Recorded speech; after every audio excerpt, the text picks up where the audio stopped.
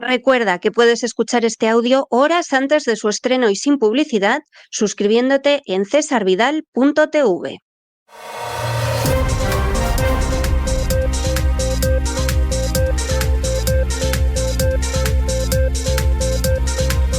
Las noticias del día. Estamos de regreso después de ese editorial que hemos tenido que dedicar a un tema extraordinariamente grave, pero del que los medios de comunicación, no digamos ya los políticos, suelen hacer poca referencia, y es el creciente abuso sexual de niños. Si tienen ustedes en cuenta que de las mujeres que hay ahora en el mundo, 1 de cada 5, sea niña o sea mujer, ha sido abusada sexualmente en la infancia, y que en el caso de los varones, en el caso de los niños, es 1 de cada 7, estamos realmente enfrentándonos con cifras pavorosas. Cifras pavorosas que hacen que determinados países, un Laos, una Tailandia, un México, una Kenia, efectivamente se encuentre con cifras verdaderamente astronómicas de tráfico sexual de niños. Esto es algo que verdaderamente causa espanto. Y estamos hablando sobre todo de continentes como es Asia, como es África, como sería América, donde esta es una lacra indiscutible. Lacra que nadie quiere ver, lacra que interesa a muy pocos, lacra que ocasionalmente merece un informe de la UNICEF, lacra que, bueno, así muy de vez en cuando puede saltar algún medio de comunicación, pero lacra que se ve ayudada por circunstancias que son realmente terribles, que se ve ayudada, por ejemplo, cuando un país es arrasado desde el aire, como hemos contemplado en no pocas ocasiones en las últimas décadas, y lamentablemente, en ese país, una de las formas de sobrevivir después de eso que llaman intervenciones humanitarias es la prostitución, incluida la prostitución de los niños. Lacras que en muchos casos no pasa precisamente por una intervención militar humanitaria, dicen algunos, pero pasa, por ejemplo, por unas condiciones de vida miserables que hacen que efectivamente eso suceda con una amplitud que causa escalofríos. Lacra que en muchas ocasiones se produce porque el Estado es un Estado casi fallido en ciertas zonas y entonces, por lo tanto, prostituir a niños resulta enormemente fácil. Y lacra que se ve facilitada por legislaciones que, hombre, no es que pretendan el abuso de niños, pero al existir lo facilitan. Por ejemplo, todos esos países de Hispanoamérica donde todavía la edad de consentimiento sexual son los 14 años. Y uno diría, pero los 14 años, ¿cómo es posible que a estas alturas haya gente, que además en Hispanoamérica, que está aquí al lado, que no estamos hablando de la lejana África, de la remota Asia, hablamos de Hispanoamérica, la edad de consentimiento sean los 14 años? Pues muy sencillo, porque en todos esos países quien ha marcado esa edad es la Iglesia Católica a través del Código de Derecho Canónico. Y el Código de Derecho Canónico, hasta el Vaticano II, colocaba como edad mínima de la mujer para contraer matrimonio los 12 años. 12 años. Estamos hablando de ayer por la noche en términos históricos. Y en el caso del varón, los 14. Claro, el Vaticano II intentó paliar en parte algunos de los horrores del pasado. Y entonces la edad de matrimonio de las mujeres pasó a los 14, la de los hombres a los 16. Ustedes comprenderán que una legislación que permite que la edad de consentimiento sexual sean los 14 años, porque claro, ¿cómo no va a existir esa edad de consentimiento sexual si es la que marca el Código de Derecho Canónico y la mayoría de la población son católicos? Eso es abrir una puerta absoluta al abuso sexual de niños. Eso es innegable. Pero claro, no se quiere ver quién le va a enmendar la plana al Código de Derecho Canónico vigente por obra y gracia del Vaticano. Bueno, pues eso es una vergüenza. Y cuando muchos se ponen a hablar de los matrimonios de niños dentro del Islam, que son una vergüenza, desde luego llama la atención que nadie recuerde la edad de 14 años para una mujer que aparece en el Código de Derecho Canónico. Y si efectivamente con esa edad se puede contraer matrimonio canónico, ¿por qué no va a haber relaciones sexuales? Y una criatura de 14 años, en un momento determinado, acaba viéndose arrastrada a la prostitución de manera totalmente legal. Y esa es la mayoría de Hispanoamérica, que se dice pronto. Luego hay algún país que fija la edad en los 15 años, en los 16, pero la mayoría de Hispanoamérica son los 14 años. Es una vergüenza. Eso es un escupitajo en el sentido moral más elemental, aunque esté en el Código de Derecho Canónico de la Iglesia Católica. Y evidentemente esto además es algo que se ve sometido a silencio, porque los políticos no ganan nada con entrar en ese tema. Las niñas abusadas no votan. Y por supuesto, los medios de comunicación tampoco, a fin de cuentas, en su papel de furcias mediáticas, sienten el más mínimo dolor por el abuso de centenares de millones de niños que en estos momentos hay en este planeta. Dice mucho de lo que es esta sociedad, guste o no guste verlo, y aunque algunos prefieran mirar para otro lado. De eso hablábamos en nuestro editorial de hoy y tenemos que entrar ya en el boletín y, por supuesto, entramos en el boletín como siempre por el segmento de España y continuamos con toda la información que sigue apareciendo en relación con el entorno del presidente del gobierno, Pedro Sánchez, y desde luego con el Partido Socialista, porque ahora la UCO ha descubierto que Koldo García, aquel personaje que le administraba las cosas al antiguo ministro José Luis Ábalos, manejaba una caja B y en esa caja B nada más y nada menos que de ella salía el dinero para pagos y encuentros personales de Ábalos con mujeres, para gastos de viajes, alojamientos, etcétera, etcétera, etcétera. Entre ellos, pues se supone que además aquellas fiestas con drogas y prostitutas que acababan con destrozos en paradores como los de Teruel y Sigüenza. Había cosas que verdaderamente eran tremendas, por ejemplo, el dinero que iba a parar a chicas. En el informe de la UCO se habla, por ejemplo, de una transferencia superior a los 2.000 euros para que se matriculara en la universidad una chica a la que se identifica con el seudónimo de España. Por cierto, transferencia ordenada directamente por Ábalos y gestionada por Koldo.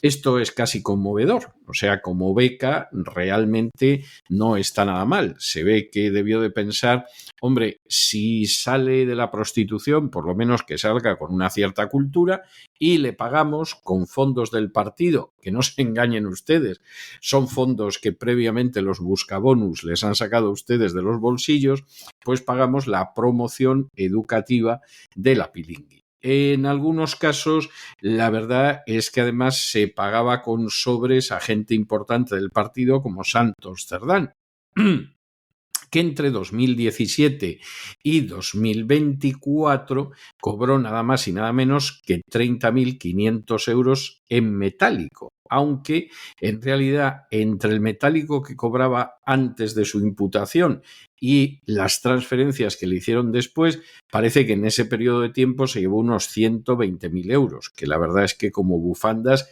no está nada mal. Y para terminar de arreglar un nuevo capítulo de este episodio vergonzante y vergonzoso de la corrupción, la UCO sitúa al que fue presidente de Canarias y actual ministro, a Ángel Víctor Torres, en el circuito de aquellos pagos por contratos de mascarillas que se hicieron a la sombra de la crisis del coronavirus y que fueron verdaderamente una vergüenza. Bueno, al parecer Ángel Víctor Torres, de manera presunta, compartió información confidencial con Koldo y se habla de una comisión de 50.000 euros. Vamos, aquí la gente se llevaba unas comisiones, agarraba unas mordidas, recibía unos sobres, que hay muchas familias españolas que por cada uno de ellos no es lo que gana al año. Para mantenerse durante todo el año ganan menos. O sea, es una de esas cosas verdaderamente impresionante. En fin, analizamos estas y otras cuestiones que les afectan a ustedes con la ayuda absolutamente indispensable de María Durán. María, muy buenas noches. Muy feliz miércoles 8 de octubre, mi querido César, mis queridos oyentes, equipazo, tantas novedades hoy que nos llegan por obra y gracia de la UCO del corruptísimo PSOE, que tengo que ir un poquito rápido porque si no, no me dará tiempo a todo. La investigación de la Unidad Central Operativa de la Guardia Civil sobre el llamado caso Koldo sigue desvelando ramificaciones que comprometen al exministro José Luis Ábalos y su entorno. Los informes policiales que acabamos de conocer apuntan a un sistema de pagos irregulares, favores personales y gestiones políticas opacas que involucran, ahora sí se va acercando el momento en que salga ese nuevo informe de la UCO, al actual ministro de Política Territorial Ángel Víctor Torres. Ya sabíamos que estaba involucrado también el exsecretario de Organización Santos Cerdán. El 21 de enero de 2021, el exasesor de Ábalos, Koldo García, ordenó una transferencia de 750 euros a una mujer cubana, Damaris O.T., con la instrucción de apuntarla en la caja B. Según la UCO, este tipo de pagos formaban parte de un patrón de gastos personales vinculados a Ábalos que gestionaban Koldo y su entonces esposa Patricia Uriz. Ambos se encargaban de organizar encuentros con mujeres, con prostitutas, pagando billetes de tren, de avión y alojamientos con dinero que luego supuestamente sería reembolsado por Ábalos. Los investigadores encontraron mensajes que muestran la existencia de listas paralelas de gastos, diferenciando los pagos en A, reembolsables oficialmente, y los pagos en B, correspondientes a gastos privados, incluidos los de carácter sexual. Entre las anotaciones aparecen nombres como Jeribe, Ofelia Stoica, Vanderleia Aparecida de Oliveira o Rosalía. No me digan si se han inventado los nombres que no tenían inventiva, junto a importes que suman casi 5.000 euros. Uno de los episodios más polémicos se producía en septiembre de 2021, cuando Ábalos se alojó en el parador de Teruel. Por cierto, por ahí andaba Pilar Alegría, la ministra más cercana a Sánchez, hoy ministra portavoz, entonces líder regional. Esto coincidió con un gasto de transporte de 490 euros y el traslado de varias mujeres, varias prostitutas. Según testigos, un año después, en el parador de Sigüenza, el personal encontró restos de cocaína y daños en las habitaciones tras una fiesta en la suite 210, en la que participaron Ábalos, Koldo, 3 escoltas y varias acompañantes. Parece ser que también prostitutas. La UCO también detectó transferencias a nombre de jóvenes relacionadas con el exministro. En junio de 2020, Koldo García abonó 2.125 euros para la matrícula universitaria de Jessica Rodríguez García, a la que Ábalos se refería con el alias España. En un mensaje posterior, Koldo le notificó: España hecho. El pago fue sellado como cobrado por una entidad bancaria. Estas operaciones se acompañaban de bromas del exministro. En mayo de 2021, tras ordenar otra transferencia, escribía a su asesor: si aún me pudiera deducir de la renta estos donativos, jajaja. La trama económica no se limita a los gastos personales de Ábalos en mujeres. La Guardia Civil descubrió que el PSOE le abonó 30.500 euros en metálico a Santos Cerdán, entonces secretario de Organización, en 84 pagos desde 2017. Los sobres que le entregaron en la sede de Ferraz fueron sustituidos por transferencias bancarias justo después de que el Tribunal Supremo imputara a Ábalos, pero muy recientemente, el 7 de noviembre de 2024, por cohecho y tráfico de influencias en la compra irregular de mascarillas durante la pandemia. El cambio de método de pago del efectivo a la transferencia coincidió con ese endurecimiento de los controles internos de Ferraz. A partir del 15 de noviembre de 2024, Cerdán empezó a recibir las liquidaciones en su cuenta personal, siempre inferiores a los 1.000 euros fijados como límite por la ley antifraude. En total, el PSOE le reembolsó casi 120.000 euros desde 2014 entre metálico y transferencias. Los agentes consideran probado ya que Ábalos utilizó recursos del partido y del Estado para fines privados, mientras Cerdán y Torres facilitaron la operativa económica y política. A día de hoy, la Sala Penal del Supremo mantiene abierta la causa por corrupción, tráfico de influencias y malversación, y si las informaciones que van llegando a las redacciones no nos fallan, se va a unir pronto a esas imputaciones el ministro Torres. Bueno, y seguimos en España y seguimos con una noticia tristísima, porque el presidente del gobierno, Pedro Sánchez, tiene la intención de convertir el aborto en derecho constitucional. Y esto además surge después de que se articulara una propuesta por parte del partido Vox para que a las mujeres que van a abortar se les informe de la posibilidad del síndrome post-aborto. Esta es una cuestión que está trayendo cola. La verdad es que informar a una persona de las posibles complicaciones de una intervención quirúrgica parece sentido común. Te avisan hasta si te van a operar de anginas o si te van a quitar un grano. Bueno, pues en el caso de un aborto, que es algo de muchísima más hondura, tiene una enorme lógica que te informen de las posibles secuelas.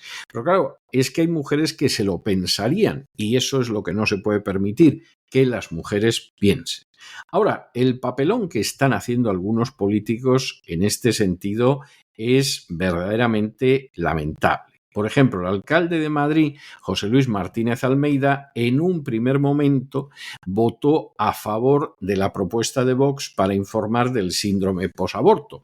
Le han debido llamar la atención en un partido que es tan globalista como el Partido Socialista y ha dado marcha atrás, por si había cualquier historia al respecto. Y todo esto obliga a recordar aquella sentencia de la Audiencia Provincial de Oviedo de hace 5 años en que la Asociación de Clínicas Autorizadas, ACAI, que es un enorme holding del aborto, fue condenada porque mediante publicidad que la Administración de Justicia consideró engañosa, afirmaba que el aborto no deja secuelas. Claro, aquí el tribunal llegó a la conclusión totalmente acertada de que, hombre, por supuesto que el aborto puede tener efectos psicológicos y en la medida en que la publicidad afirmaba que el aborto no dejaba secuelas, era una publicidad engañosa. Esa resolución de la Audiencia Provincial de Oviedo del 2020 se vio confirmada por el Tribunal Supremo en el año 2022 y entonces la ACAI no tuvo más remedio que modificar la publicidad que aparecía en su web. Pero claro, aquí el lenguaje ya resultó más ambiguo, no se atrevía a decir que no dejaba secuelas y esta era la situación que había. En medio de todo esto, ya saben ustedes, lo contó de una manera bastante amplia en uno de los últimos programas de la mafia feminista, Cristina Seguí, que el Ministerio de Sanidad ha impulsado una plataforma, quieroabortar.org, para orientar a las mujeres sobre el aborto. Y aquí el contenido de esa página web ha sido criticada por facultativos que consideran que hay errores científicos graves, como por ejemplo presentar los abortos como totalmente seguros o ofrecer guías para menores sin el menor respaldo médico. La verdad es que guste o no guste reconocerlo, el aborto, claro que potencialmente puede dejar secuelas. Si quien ahora se dirige a ustedes tuviera que juzgar por los casos docenas y docenas que ha conocido de manera directa, tendría que decir que siempre deja secuelas en mayor o menor medida. Generalmente no físicas, pero sí psicológicas, por no hablar del ámbito espiritual. Y en este sentido, el que se informe a una mujer de esa situación parece sentido común, insistimos, porque todas las intervenciones, los pacientes que se van a someter a ellas, se les informa al respecto. Es que es algo de sentido común. Bueno, pues de sentido común, salvo en el caso del aborto, porque choca con las feministas y con la agenda globalista que no solamente impulsa el Partido Socialista, sino también el Partido Popular. De esto llevo varios días queriendo hablar, querido César, porque Pedro Sánchez anunciaba hace casi una semana, hace 5 días, que llevaría al Congreso una propuesta para reformar el derecho al aborto en la Constitución y así blindarlo como derecho constitucional, para convertir en derecho constitucional el asesinato de bebés. Todo surgía, la idea, la chispa prendía en su cabeza, viendo que se estaba acabando ya la cortina de humo de la flotilla, a raíz de una propuesta en Madrid de la concejal Carla Toscano de Vox y que apoyó el PP de ofrecer a las madres que piensen en abortar información sobre el síndrome post-aborto. Bueno, no nos engañemos, la cortina de Palestina ya estaba muy usada con ese plan de paz de Donald Trump, había que buscar iniciativas nuevas y Pedro Sánchez, que no tiene moral, la ha encontrado en el asesinato de bebés. Ha encontrado también un aliado en Almeida, todo hay que decirlo, porque el alcalde de Madrid intenta ahora rectificar la propuesta de Vox sobre información obligatoria del síndrome post-aborto que el grupo municipal liderado por Javier Ortega Smith defendió y acusa ahora de Vox al regidor de incoherencia porque quieren desdecirse de lo ya votado. Vox recuerda que el ayuntamiento aprobó la medida con el voto favorable del Partido Popular y dice que existen evidencias científicas suficientes sobre las secuelas emocionales del aborto. La portavoz adjunta, Carla Toscano, ha difundido estudios que señalan el trauma psicológico en algunas mujeres, citando además una sentencia del Tribunal Supremo que reconoce que hay consecuencias negativas derivadas de esta práctica, de la práctica de matar bebés, por llamarlo de alguna manera. El debate se reaviva en torno a la información que ofrecen las clínicas abortistas. En el sitio web de la Asociación de Clínicas Autorizadas para la Interrupción Voluntaria del Embarazo, ACAI, porque llamarlo carnicerías de niños queda muy mal, se afirma que el aborto no deja secuelas y que no conlleva riesgo de esterilidad. En 2019, la organización Abogados Cristianos denunció a estas clínicas a ACAI por publicidad engañosa. Un juzgado de Gijón desestimó inicialmente la demanda, pero la Audiencia Provincial de Oviedo revocó la decisión en 2020 y declaró ilícita la publicidad al considerar que sí que ocultaba información relevante sobre los riesgos psicológicos del aborto. El tribunal sostuvo que la asociación omitió datos sustanciales y que esa omisión podía inducir a error a las mujeres, calificando el mensaje, como digo, como engañoso. Además, los magistrados reprocharon en ese momento a ACAI no haber presentado pruebas que demostraran la veracidad de sus afirmaciones de que efectivamente el síndrome posaborto no existe. 2 años más tarde, ya en 2022, el Tribunal Supremo ratificó esa sentencia de la Audiencia Provincial y la declaró firme. Tras esa decisión, ACAI tuvo que modificar el contenido de sus webs, sustituyendo el texto por otro más ambiguo que dice: no existe ninguna evidencia de que un nuevo aborto conlleve más riesgo ni complicaciones que los habituales de la primera intervención. Es decir, el Gobierno y sus socios siguen defendiendo la ampliación del aborto y las formaciones conservadoras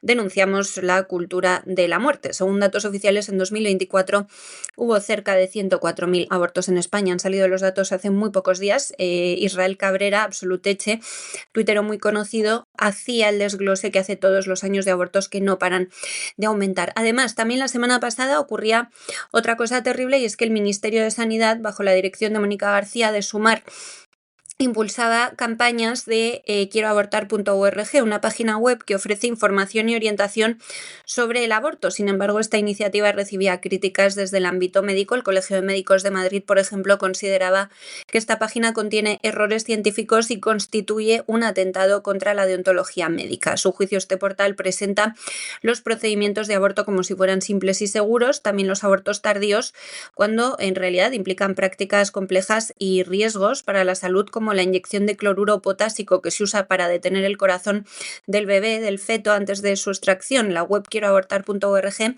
también ofrece un apartado específico para menores de 16 años, lo que provoca también críticas por promover el aborto entre adolescentes sin la supervisión de los adultos o de los padres. Lo presenta como una opción fácil y accesible. Ante esta situación, el grupo de ginecólogos Jérôme Lejeune ha reclamado un enfoque más riguroso y humano en la información que se brinda a las mujeres. Este colectivo, que está formado por especialistas ginecólogos de toda España, subraya que el aborto es un acto médico de enorme trascendencia y que debe explicarse con veracidad.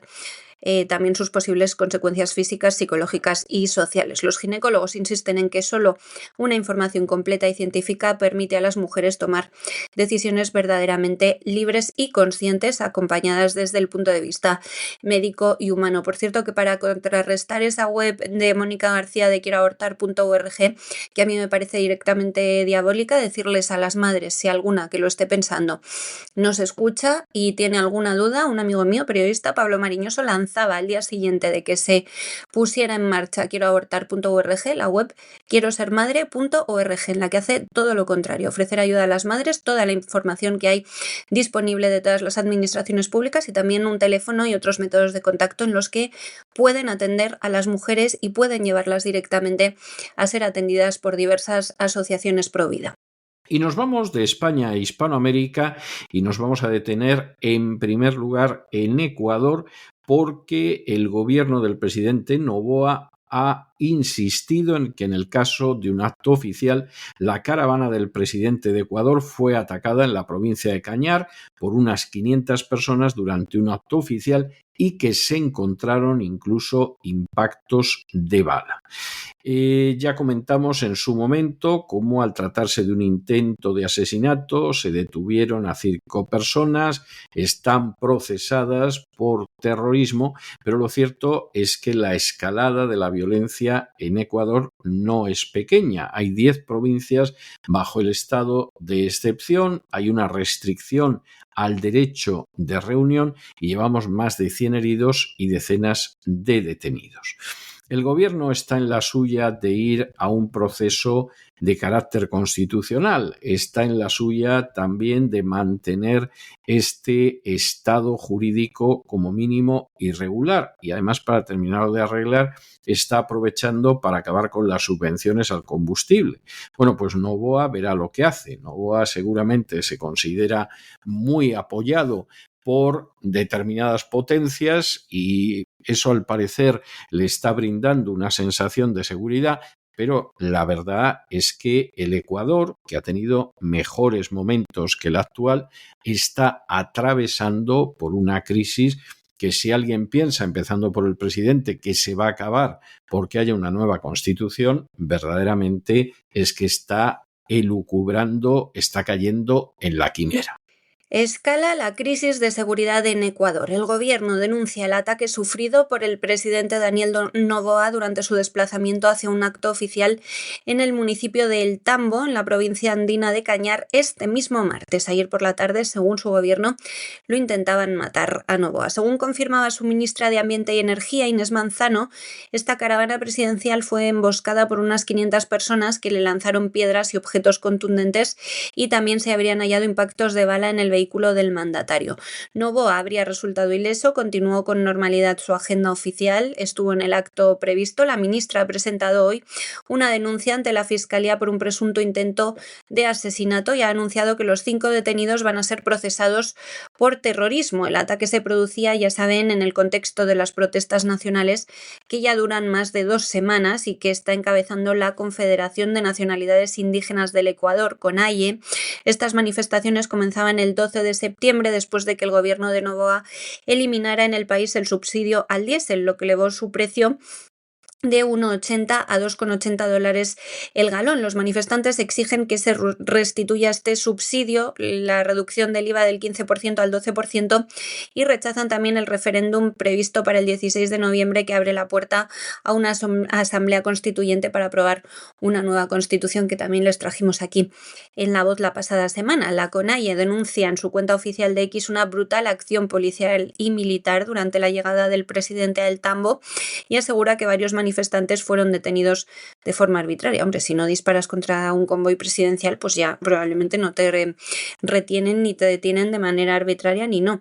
El gobierno sostiene que detrás de los disturbios hay grupos criminales infiltrados que buscan desestabilizar al Estado. En respuesta a esa escalada de violencia, Noboa también declaraba ayer mismo el estado de excepción en 10 de las 24 provincias del país. Su decreto, que tiene una duración inicial de 60 días, restringe el derecho de reunión y busca contener lo que el gobierno ha calificado como una grave conmoción interna causada por bloqueos de carreteras, actos vandálicos e incluso la paralización de varios servicios públicos. Hasta el momento, las autoridades han confirmado que hay un manifestante fallecido, presuntamente por disparos de militares.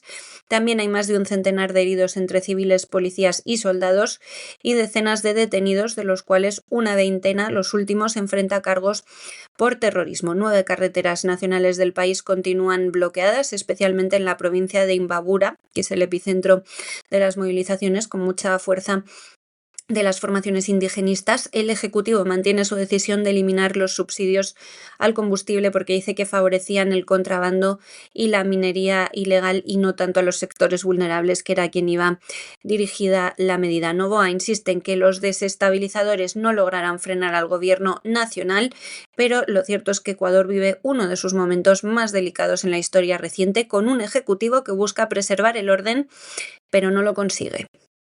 Y nos vamos del Ecuador a la Argentina con una noticia que les adelantábamos ayer en el Despegamos y que tiene una enorme relevancia porque el diputado José Luis Espert, que era un auténtico referente de la libertad avanza, ha sido sometido a un procedimiento judicial por haber recibido presuntamente $200.000 de una empresa que estaba vinculada con Fred Machado. Y alguno dirá, ¿quién es Fred Machado? Bueno, pues Fred Machado es un empresario vinculado con el narcotráfico y que en estos momentos se encuentra en situación judicial por fraude y narcotráfico. La denuncia la presentó un dirigente peronista y lo cierto es que la Fiscalía ahora mismo está investigando una transferencia internacional, además a través del Bank of America, que probaría supuestamente cómo una antigua socia de Machado se dedicaba al lavado de dinero y al tráfico de drogas.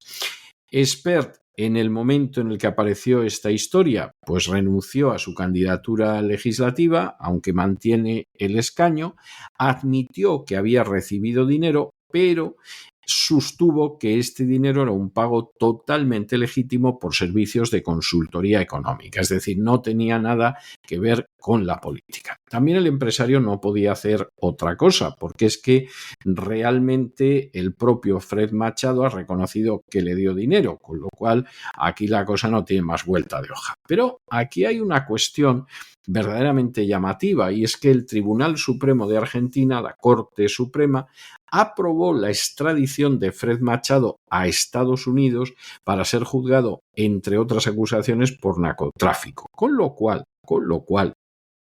ya pueden ustedes imaginarse que la posibilidad de Machado de poder acusar en los tribunales argentinos a Espert, persona cercanísima al presidente Milei, se disuelve. Y se disuelve de la misma manera que cuando un personaje importantísimo de la inteligencia venezolana empezó a acusar a Zapatero de estar involucrado en actividades ilegales relacionadas con el régimen de Maduro. Esa investigación se llevó en España de manera secreta y en un momento determinado, en vez de aceptar las revelaciones del delincuente venezolano, la Administración de Justicia española decidió catapultarlo a los Estados Unidos para que lo juzgaran allí y ¡ay, qué pena, qué pena, qué pena! No se pudo seguir la instrucción de la causa penal contra Zapatero. Esto parece que tiene paralelos evidentes. Fred Machado es deportado a los Estados Unidos, es extraditado a los Estados Unidos y bueno, pues vamos a ver Espert cómo sale de esto, que puede que salga bien, aunque de momento y en medio de una campaña electoral esto le ha venido pero muy mal, muy mal, muy mal al presidente Milei. La justicia argentina ha imputado al diputado José Luis Espert por un presunto delito de lavado de dinero, en un caso que amenaza con generar una nueva crisis política dentro del oficialismo, dentro del gobierno de Javier Milei, ya señalado por un posible caso de corrupción que aún se investiga que afecta a su hermana Karina Milei. Espert, hasta hace pocos días, era una de las figuras más visibles de La Libertad Avanza, el partido de Milei, y habría recibido $200.000 de una empresa vinculada al empresario argentino Federico Andrés Machado, acusado por Estados Unidos de fraude y narcotráfico. El fiscal Fernando Domínguez confirmaba la apertura de la causa tras la investigación por una denuncia presentada por el dirigente peronista Juan Grabois, quien sostiene que el diputado recibió fondos de origen ilícito a través de una transferencia bancaria internacional. Según fuentes citadas por la agencia española EFE, la operación figura en los registros del Bank of America y fue una de las pruebas utilizadas en un juicio celebrado en Texas contra Debra Mercer Erwin, ex socia de Machado, condenada en 2023 por lavado de dinero también precisamente y también por fraude y tráfico de drogas. El escándalo estallaba en Argentina a finales de la semana pasada cuando el diario La Nación revelaba que el nombre de Espert aparecía en la documentación contable de ese proceso judicial en Estados Unidos. 2 días después, este economista presentaba su renuncia a la candidatura legislativa por La Libertad Avanza, argumentando que no quería perjudicar al espacio político ni al gobierno. No obstante, no ha dimitido como diputado, mantiene su cargo en el Congreso. Espert reconocía haber recibido el dinero, aunque dice que la operación fue completamente legal y que correspondía en su caso a una consultoría económica privada que realizó antes de su incorporación al partido de Milei. Decía: en 2021 me enteré por la prensa de que la justicia de Estados Unidos había emitido una orden de captura contra Machado. Hasta ese momento no tenía conocimiento de ningún delito, es lo que explicaba el todavía legislador en declaraciones a medios locales argentinos. Según su versión, el pago se enmarcó en un acuerdo de asesoramiento profesional y no tuvo relación con su actividad política ni con la financiación de campañas electorales. Sin embargo, el propio Machado, en arresto domiciliario en Argentina desde 2021, el empresario que le habría pagado ofreció una versión distinta. En una entrevista a un canal de televisión admitía haber aportado fondos a la campaña presidencial de Spert en 2019. Decía: lo ayudé económicamente porque me dijo que necesitaba apoyo. Sobre los $200.000 se están confundiendo. Fue más dinero, pero en varias cuotas, es lo que declaraba en esa entrevista el empresario. Este martes conocíamos más datos cuando la Corte Suprema Argentina aprobaba la extradición de Machado a Estados Unidos, donde se va a enfrentar esas acusaciones por narcotráfico y fraude financiero. La coincidencia entre la decisión judicial y la imputación de Spert ha multiplicado el impacto político del escándalo en plena campaña para las elecciones legislativas del próximo 26 de octubre. Es muy probable que Milei, que la Libertad Avanza, pierda la mayoría en el Parlamento y a partir de ahí sí mantendrán el gobierno, pero no podrán legislar. Dentro de la Libertad Avanza, lógicamente, el caso genera tensiones y silencios, aunque desde Presidencia evitan hacer declaraciones. Dirigentes cercanos a Milei sí habrían reconocido en privado la preocupación que puede causar a la imagen del gobierno. Mientras, la Fiscalía continúa recabando información sobre esos movimientos financieros de Spert y su posible conexión con las operaciones del empresario Machado. Si se comprueba que los fondos provenían de actividades ilícitas, el diputado se va a enfrentar a cargos formales de lavado de dinero y además va a ser inhabilitado políticamente, por lo que entonces sí tendría que dejar su escaño. Y nos vamos de Hispanoamérica a la información internacional y nos detenemos en primer lugar en Egipto.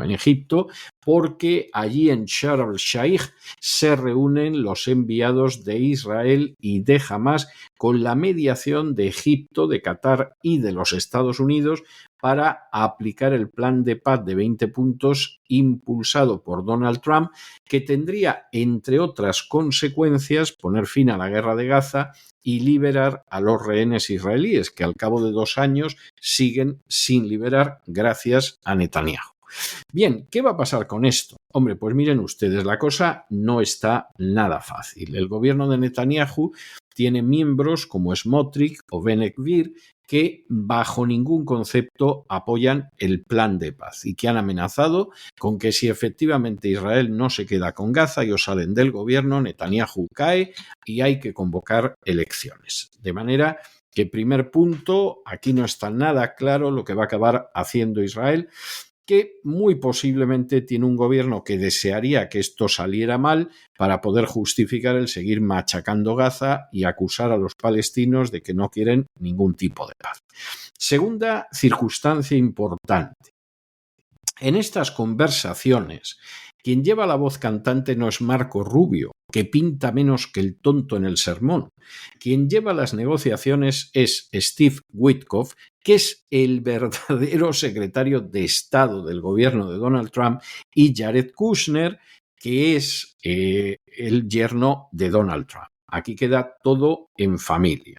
Y en este sentido, como ustedes comprenderán, pues la cosa está bastante clara. En medio de esta situación, bueno, pues evidentemente Donald Trump está insistiendo en que aquí hay que llegar a un acuerdo en los próximos días y si no llegan a un acuerdo en los próximos días, pues hombre, no crean ustedes que Estados Unidos va a adoptar una posición intermedia, equidistante, equitativa, sino que Estados Unidos va a apoyar a Israel a terminar de machacar lo poquísimo que quede después de 2 años de terribles bombardeos en la Franja de Gaza. Esto está más claro que el agua. De manera que aquí vamos a ver en qué queda todo.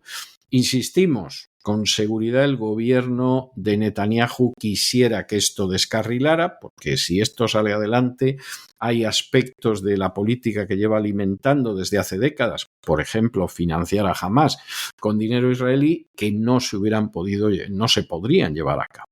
Pero desearíamos que el acuerdo, con todo lo imperfecto que es y con todas las limitaciones que tiene, pues pudiera salir adelante, por lo menos en las primeras fases, porque implicaría la liberación de los rehenes israelíes e implicaría también la puesta en libertad de esos presos palestinos que en buena medida son mujeres y niños a los que el ejército de Israel no les ha concedido la más mínima garantía de un trato medianamente humano.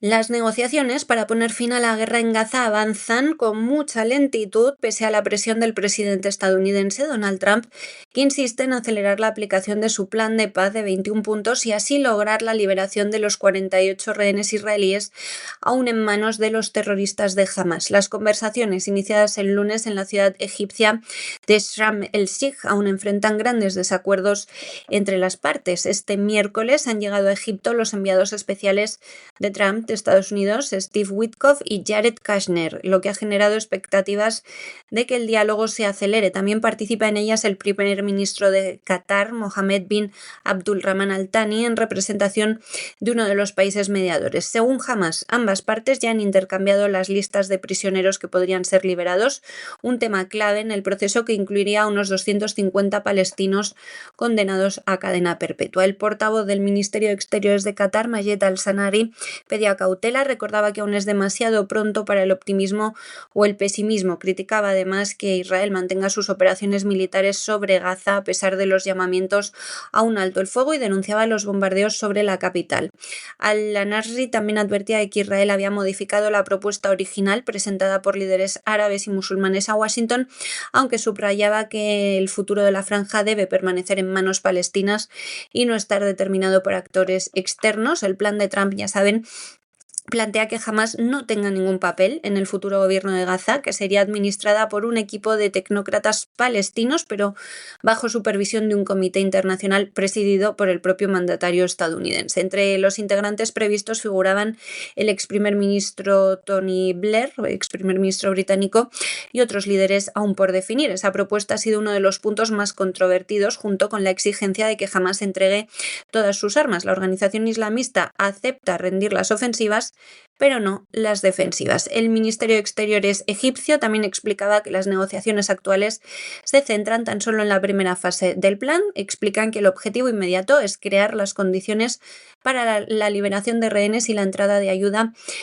humanitaria, decía el gobierno del Cairo en un comunicado. Esa fase incluye la retirada gradual de las fuerzas israelíes de la franja y la delimitación de zonas seguras supervisadas por observadores internacionales. Desde el lado palestino, Hamas reclama garantías ante la posibilidad de que el primer ministro israelí Benjamin Netanyahu sabotee el proceso. Decían: queremos compromisos claros que impidan que Israel rompa el acuerdo una vez firmado. Por su parte, los enviados especiales estadounidenses, Witkoff y Kushner, este último yerno de Trump, es el marido de Ivanka, arquitecto de los acuerdos de Abraham, participan directamente en las negociaciones. Su presencia busca reforzar el peso diplomático de Washington en el proceso y revivir la política exterior de Trump en Oriente Medio, marcada por esa normalización de relaciones entre Israel y varios países árabes. Con motivo del segundo aniversario del ataque de Hamas contra Israel del 7 de octubre, el secretario de Estado, Marco Rubio, defendía públicamente la propuesta de Trump. Decía: bajo su liderazgo, Estados Unidos impulsa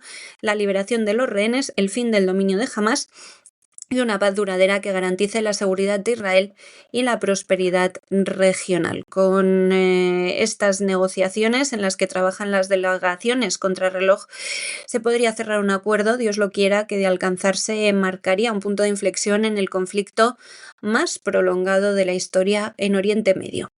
Y nos vamos de Egipto a Gran Bretaña, donde una veintena de políticos del Partido Conservador han decidido que abandonan el Partido Conservador, que dejan las filas de los Tories y que se unen al Partido de la Reforma del Reino Unido de Nigel Farage.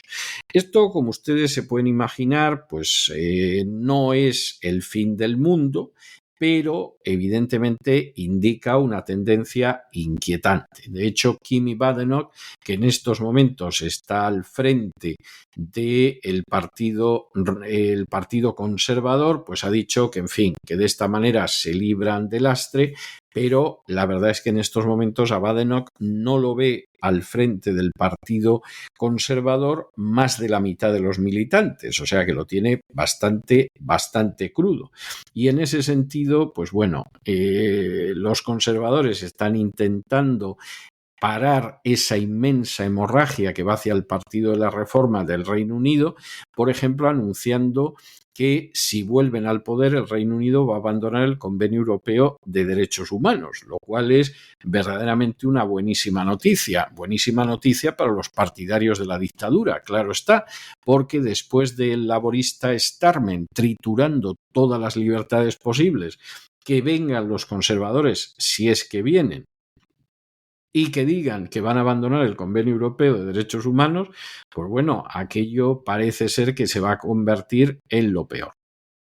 No hace falta que les digamos que para aquellos que están avanzando, que han abandonado el Partido Conservador y que ahora mismo están en el Partido de la Reforma, pues decir que el Partido Conservador se ha acabado es la cosa más fácil del mundo.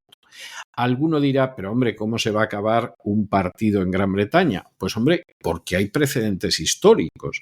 El Partido Conservador es el partido posiblemente más antiguo. Durante siglos era un partido que tenía como oposición al partido Whig, que bueno, era más o menos lo que podríamos definir como los liberales, pero el partido Whig en un momento determinado desapareció y fue sustituido, pero como una corriente inaguantable después de la Primera Guerra Mundial, por el Partido Laborista, porque efectivamente aquello se había terminado. Es más, el partido Whig, que algunos traducen de manera no del todo exacta como liberal, pues acabó integrándose en el Partido Conservador. Y la oposición, y en un momento determinado, después ya de la Segunda Guerra Mundial, el partido de gobierno, fueron los laboristas. Que desaparezcan los conservadores o que se conviertan en un grupo marginal y que los sustituya el Partido de la Reforma del Reino Unido no es imposible. No vamos a decir que es fácil, no vamos a decir que está a las puertas, no vamos a decir que es algo asegurado, pero no es imposible. De la misma manera que el Partido Laborista lleva una trayectoria que, porque de momento no ha surgido una alternativa, pero podría surgir en cualquier momento. Y en el marco del Congreso Anual del Partido Conservador Británico, de los Tories, una ola de deserciones ha sacudido a la formación. Hasta 20 de sus concejales han anunciado su paso a Reform UK, la fuerza impulsada por Nigel Farage, en un movimiento que marca una fase de crisis interna de los Tories. Ese cambio se produce sobre el fondo de descontento hacia el liderazgo de Kemi Badenoch, elegida recientemente como cabeza del Partido Conservador. Durante una entrevista con la televisión ITV, la dirigente minimizaba el impacto de esas fugas, decía que el partido se estaba deshaciendo del lastre de los últimos 14 años y aludía a quienes abandonaban la formación, diciendo que eran personas que solo piensan en ganar elecciones, no en para qué las ganan. Con esto yo no estoy muy de acuerdo, porque para que sirva para algo ganar elecciones hay que ganarlas, y desde luego, tal y como se está manejando el Partido Conservador, así no las va a ganar. En unas declaraciones posteriores a Times Radio, la líder también recalcaba que si pensara que alguien mejor podría liderar, ella daría un paso atrás, pero que confía en que es la persona indicada. La atmósfera en el Congreso del partido, sin embargo, es de tensión, se ven los huecos, la prensa obviamente se dedica a marcar estas ausencias, a sacar fotografías en las que se ven las deserciones. En uno de los actos más simbólicos, por ejemplo, el secretario del Interior en la sombra, Chris Philp, intervenía ante un auditorio semivacío y adelantaba que si los conservadores vuelven al poder, propondrían la salida del Reino Unido del Convenio Europeo de Derechos Humanos, el CEDH, que por cierto es una idea también de Reform, como pasa aquí con el Partido Popular, que a veces le copia propuestas en inmigración a Vox. También anunciaba el reclutamiento de 10.000 agentes más si vuelven al gobierno y un uso reforzado de los registros policiales tipo Stop and Search, ya saben, la potestad legal de la policía y otros funcionarios para detener y registrar a cualquier persona o a su vehículo en un lugar público si existen fundados motivos para creer que llevan un objeto prohibido o ilegal. Las fugas a Reform UK no comenzaban recientemente, ya desde marzo algunos concejales habían abandonado las filas conservadoras. Entre los nombres más destacados estaba la figura de Keith Prince, veterano de la Asamblea de Londres, con casi medio siglo en los Tories. Estas deserciones se han ido acumulando, 7 ediles el año pasado, uno más en 2023 y más recientemente también el diputado Danny Kruger, exministro, que también hizo el tránsito hacia Reform. Otra señal significativa de que el estado de apoyo interno hacia la nueva líder es débil es una encuesta de miembros del Partido Conservador realizada por YouGov para Sky News, que revelaba que la mitad de la formación no confía en ella y que cree que no debe seguir liderando hasta las próximas elecciones, mientras que el 46% respaldaba, eso sí, su continuidad hasta 2029. Un 49% cree que no llegará ese momento. Este terremoto político lo que refleja, ahora que no para de aparecer como primera fuerza en las encuestas, en marzo superó por primera vez a los Tories y a los laboristas, indicando de alguna manera el fin del bipartidismo británico también, como está sucediendo en otros países, incluido el nuestro. En Europa refleja, como digo, más que una disputa de liderazgo, pone en la mesa la fragilidad actual de los conservadores frente al avance de Reform y el movimiento de fragmentación en el espectro de la derecha y el centro-derecha. Nigel Farage consigue así capitalizar esas fugas que demuestran el desmoronamiento de los partidos tradicionales y sobre todo el descontento popular por los graves problemas que enfrentamos los europeos, que también enfrentan los británicos y en los que está a la cabeza la inmigración. Y hasta aquí hemos llegado nosotros con nuestro boletín. María, muchas gracias, muy buenas noches y hasta mañana, Dios mediante. Es todo por hoy, César. Muy feliz tarde-noche para ti, para el equipo, para cada uno de los oyentes que está con nosotros. Nos oímos mañana a estas horas, será jueves. Y ustedes no se nos vayan porque ya se recorta sobre la línea del horizonte la silueta gallarda de don Lorenzo Ramírez, que se dirige hacia el avión del Despegamos para darle el niquelado cotidiano a la realidad económica mundial. Y después, como todos los miércoles, tenemos un programa doble y sesión continua aquí en La Voz dedicado a la salud. Vendrá primero Elena Kalinnikova y nos hablará de la vida sana, de la existencia saludable, del naturismo, y luego daremos un salto cualitativo y nos iremos a la salud de la psique, a la salud de la mente, y ahí tendremos con nosotros a don Miguel Ángel Alcarria. De manera que no se vayan, que regresamos enseguida.